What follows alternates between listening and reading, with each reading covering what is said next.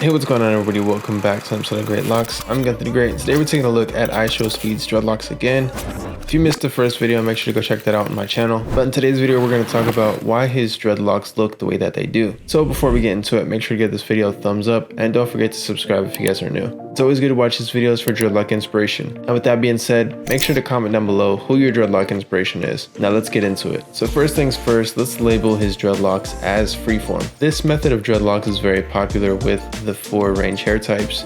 So anywhere from 4A to 4C. And the reason it's most popular with that hair type is because it's more suitable. Now of course you can freeform with any hair type, but it is a little bit easier and it locks up faster with the 4 range. But that goes hand in hand with any other method of actually getting dreadlocks. And of course, like I always say, that doesn't omit the 1 range, the 2 range, or even the 3s. It just means that the 4 range hair type is easier to lock up, it locks up faster, and there's more methods to choose from. But in this case, it's freeform. Freeforming the dreadlocks is allowing the hair to lock up on its own completely. That means that you're not using a dreadlock sponge, and you're not using any products like locking gel. The only product you're really going to be using is shampoo. And there are people that do what's called semi-freeform, to where they'll freeform, and then they'll maintain their hair very spread apart. And they keep the maintenance very minimal, and typically the maintenance looks like just separating the dreadlocks. And the maintenance typically looks like separating the sections that you want to keep. Now of course that's not completely freeform, but it still achieves somewhat of the freeform look. That's why they call it semi-freeform. But if you've noticed, everybody's dreadlocks look different even if they are doing freeform.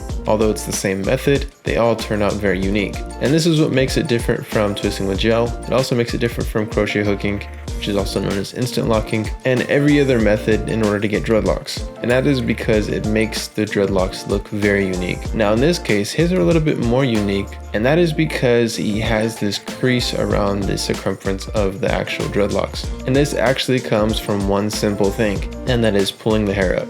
That crease comes from the actual hairband, and the headbands actually come in all different sizes. And typically you'll see this happen when someone will pull their hair up at night and then just allow their hair to be down during the daytime. Now this can be a positive for some people, and this can also be a negative for others. And if you're wondering why some of your dreadlocks look bent, even if they're not freeform, because remember, this can happen with any set of dreadlocks. Even if your hair is extremely maintained while doing twisting with gel, if you pull your hair up frequently, it will eventually start to bend at certain areas, depending on where the hair tie is creasing the hair. But even with that being said, there are ways to actually get those bends out of the dreadlocks. But in this case, with his hair being freeform, it could become a little bit more tough, and the freeform dreadlocks actually just take on that form and accept it. Versus if you had a bunch of dreadlocks from doing a method like twisting with gel, there's more of a tendency for the hair to go back to its normal state. But in this case, his hair is forming as it goes, and with it freeforming, once it forms into a position, it has the strongest hold because that's the hair's natural form. And a great tip for all of you guys is when you're freeforming,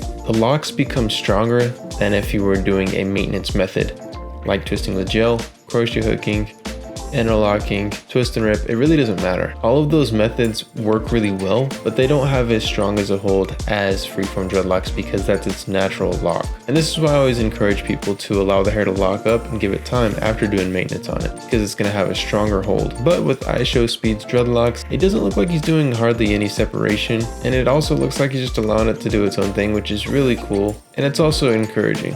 This is why I really like freeform dreadlocks, because they are extremely unique. The thing about freeform dreadlocks is nobody's looks the same. But if you really want to follow the path of iShowSpeed and make your dreadlocks look like his, it's really as simple as just allowing the hair to lock up. But let's take it step for step. He has a 4B hair type. He allowed it to lock up on its own, which is freeform. And then at night, it looks like he's possibly pulling it up with a headband, or he could be possibly doing it during the daytime as well. And that's what allows the hair to stand up, and then it also has that crease on there. And of course, there are ways to manipulate your hair to make it look freeform, and that could possibly be doing sponge rub, and then allowing it to freely form after that, and kind of just touching it up every now and again with a sponge. Of course, when the hair is short, I would recommend shorter than 4 inches. And then you could do some level of separation to allow the hair to kind of go out in single strands so it's not all put together. And of course, to top it off, I would say to use a headband to kind of allow the hair to stand up, which that'll allow the hair to stand in position, even with it being outside of the hair. But I do want to hear your guys' thoughts down below about iShowSpeed's dreadlocks. I honestly really like them. I feel like they're very unique. Also, while you're at it, make sure to go to Greatlocs.com if you need any dreadlock tools, and these tools work for any hair type. But other than that, guys, I'll see you guys next time. Peace.